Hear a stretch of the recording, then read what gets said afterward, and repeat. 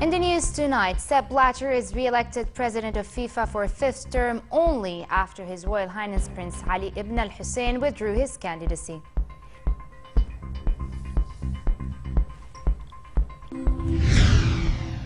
A suicide bomber disguised as a woman blew himself up outside a Shiite mosque in eastern Saudi Arabia, killing 3 people.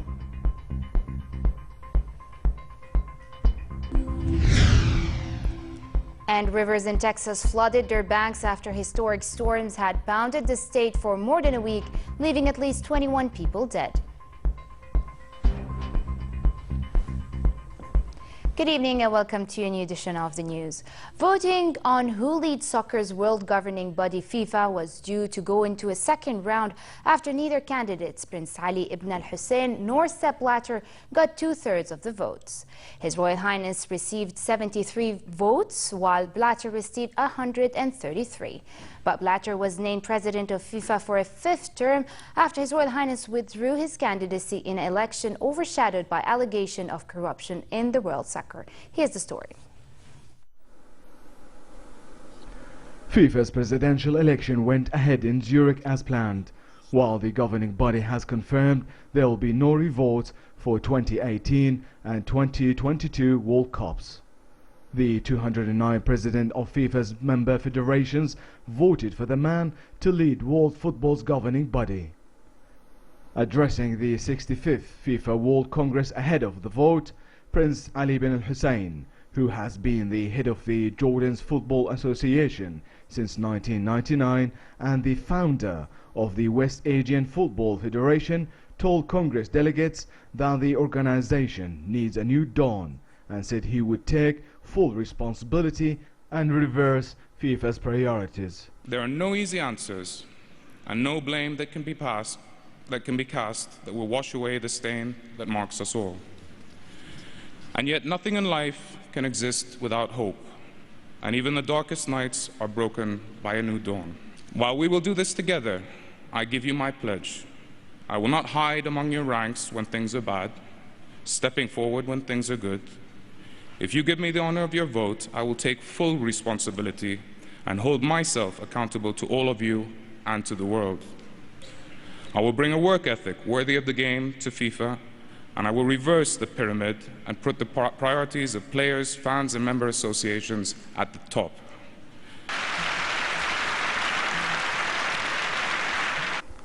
Amid a corruption scandal that has rocked the organization and led to calls for the dismissal of longtime leader Sepp Blatter, he said he would accept responsibility for change, adding that the organization was too big for him to monitor everyone in it.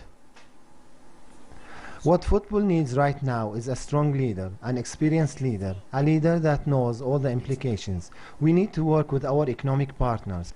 We need to work also with our political partners, and we need to work on the pitch, discipline, fair play and respect. In alphabetical order, members of 209 member states voted in a secret ballot.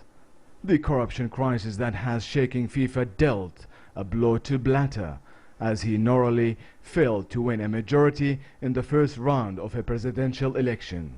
Blatter won 133 votes as Prince Ali won 73. Despite the problems facing the organization, the 79-year-old Swiss used all the tricks of the old master after 17 years in the job to woo delegates at the FIFA Congress when he made his final election pitch before voting began for a new president. Earlier, over 500,000 people around the world have signed a petition demanding that FIFA President Sepp Blatter resign.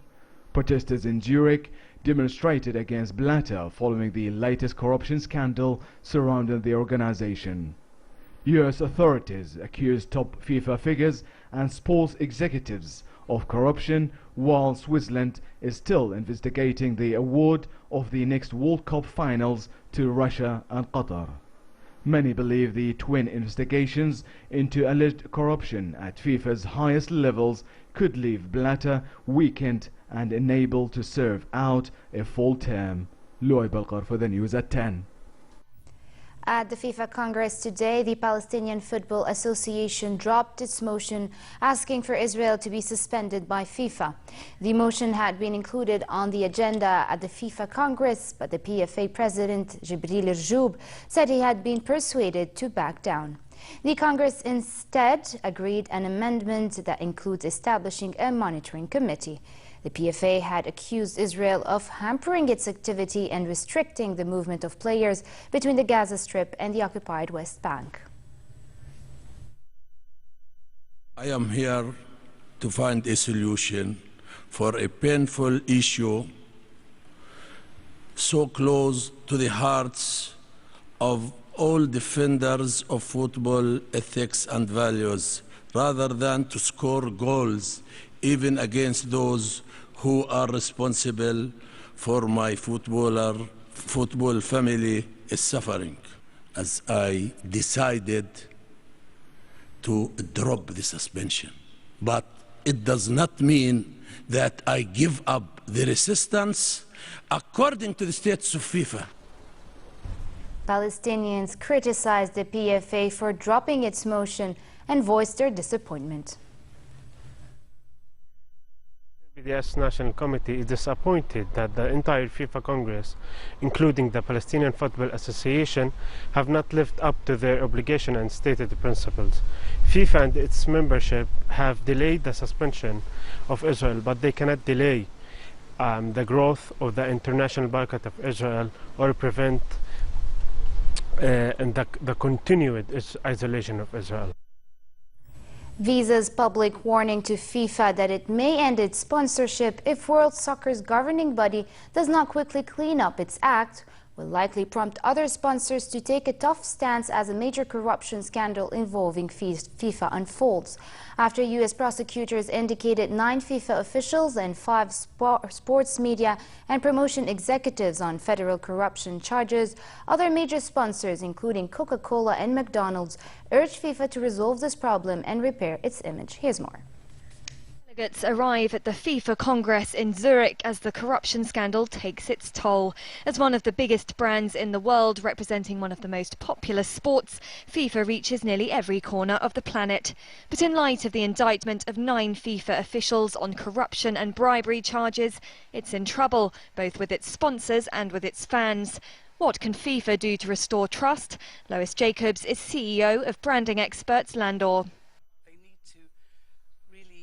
Define what their brand stands for, what their brand purpose is, why they're in business, and they need to define that in a very broad context. FIFA does a lot of good things aside from running the World Cup, and it's those things that they should emphasize as well. They should talk about their social responsibility and about all the changes that they make to people's lives all over the world.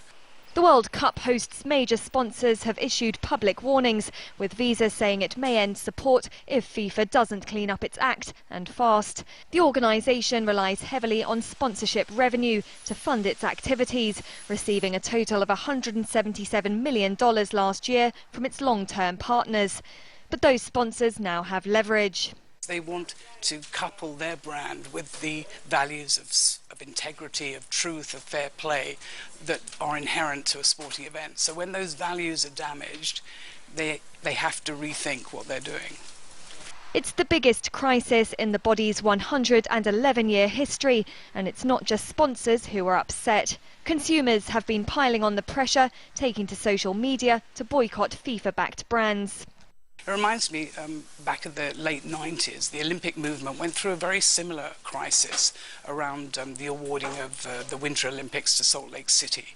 And there was some very quick and draconian action that took place immediately. Reviews, 54 reforms were announced within months of the scandal, and now the Olympic movement remains very strong. Around $1.6 billion of FIFA's $5.7 billion revenue between 2011 and 2014 came from marketing rights. And while World Cup sponsorships are usually in high demand, brand experts say FIFA would have a hard time replacing any cancelled agreements as long as its reputation is in question.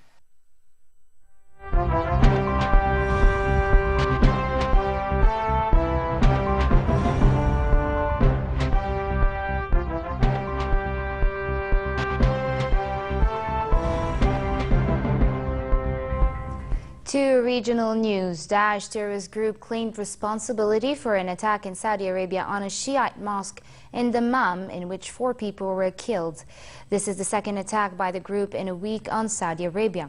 The Interior Ministry said a car exploded outside Al-Anud Mosque during Friday prayers, while witnesses said a suicide bomber disguised as a woman blew himself up in the mosque parking lot when guards stopped him from entering. Last week, Daesh claimed responsibility for a suicide bombing at a Shiite mosque near Al-Qatif city that killed 21 people and wounded nearly 100 others.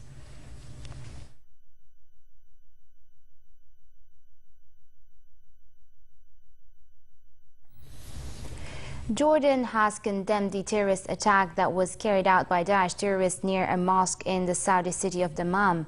State Minister for Media Affairs and government spokesman Mohammed al-Momeni voiced the government's condemnation of the terrorist and cowardly attack that killed a number of innocent Saudi citizens. Momeni said Jordan's security is inseparable from the security of Saudi Arabia due to the brotherly geographical and historical ties between the two countries and their leadership.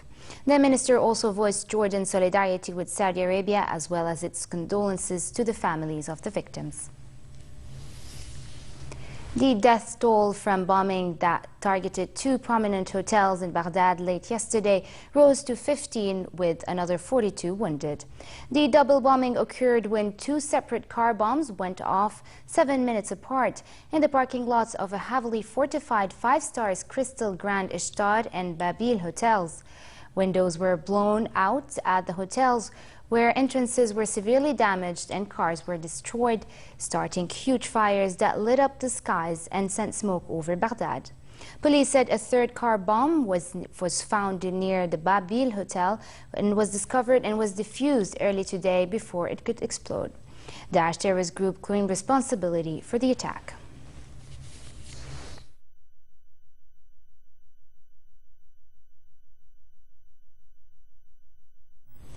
In Syria, a coalition of rebel groups said they seized the last city in Idlib province in northwest Syria near the Turkish border.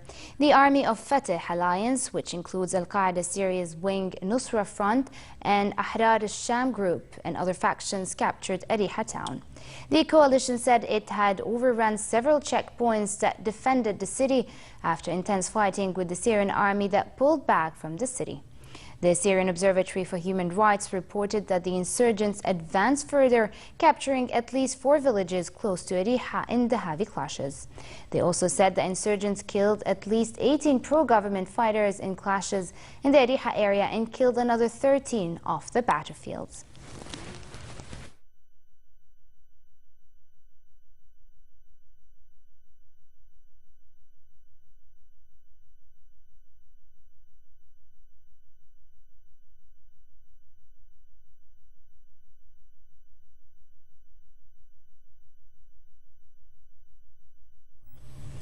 And in its continued fight against Daesh terrorist group, the U.S.-led coalition conducted 24 airstrikes in Iraq and Syria over the past 24 hours. In Iraq, 20 airstrikes carried out using attack, fighter, bomber and drone aircraft struck near Baghdad, Biji, Fallujah, Makmur, Ramadi, Sinjar and Tal Afar. While in Syria, 4 airstrikes carried out using bomber and fighter aircraft struck near Al-Hasaki and Kobani.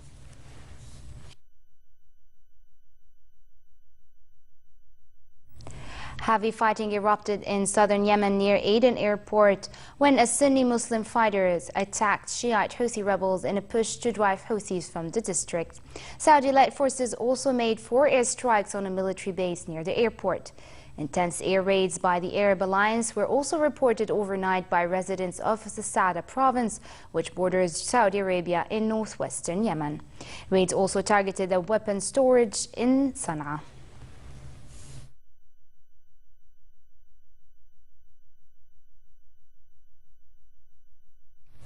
Qatar will open an embassy in Baghdad in the latest sign of improving relations between Gulf Arab countries and Iraq.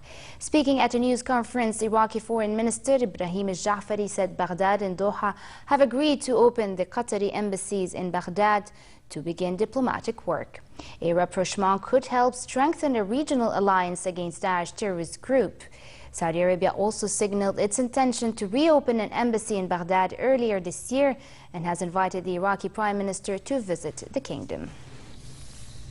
Storms beginning as much as more than 17 centimeters of rains drenched North Texas overnight into today, adding to the woes of the states where 21 people have been killed in severe weather this week. The National Weather Service issued a flash flood warning for the Dallas area and a flash flood watch for an area stretching from central Texas into central Kansas. Hundreds of people spent the night in evacuation shelters across Texas as this week's floods turned streets and rivers, ripped homes off their foundation, and swept over thousands of vehicles. In Houston alone, more than 4,000 structures were damaged by floods that hit the fourth biggest U.S. city this week.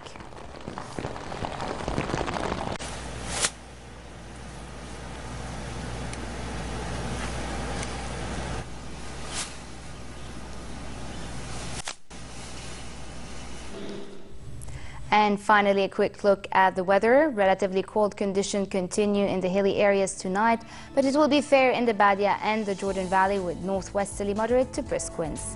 Tomorrow, fair conditions prevail in hilly areas, but relatively hot in the Jordan Valley and Aqaba. Low-altitude clouds are also expected, while winds will be northwesterly moderate to brisk. The Gulf of Aqaba should expect hot conditions with northerly moderate to brisk winds and calm seas. Next are the lows and highs for tonight and tomorrow.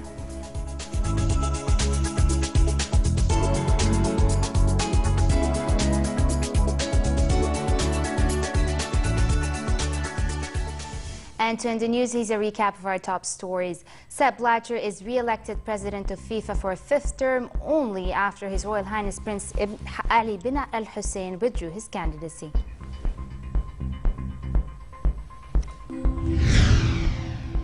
A suicide bomber disguised as a woman blew himself up outside a Shiite mosque in eastern Saudi Arabia, killing 3 people.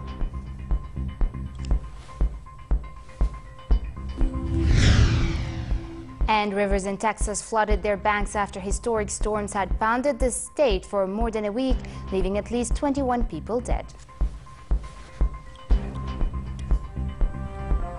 And with this we come to an end. I'm Farah Ajlouni. Thank you for watching. Have a good night.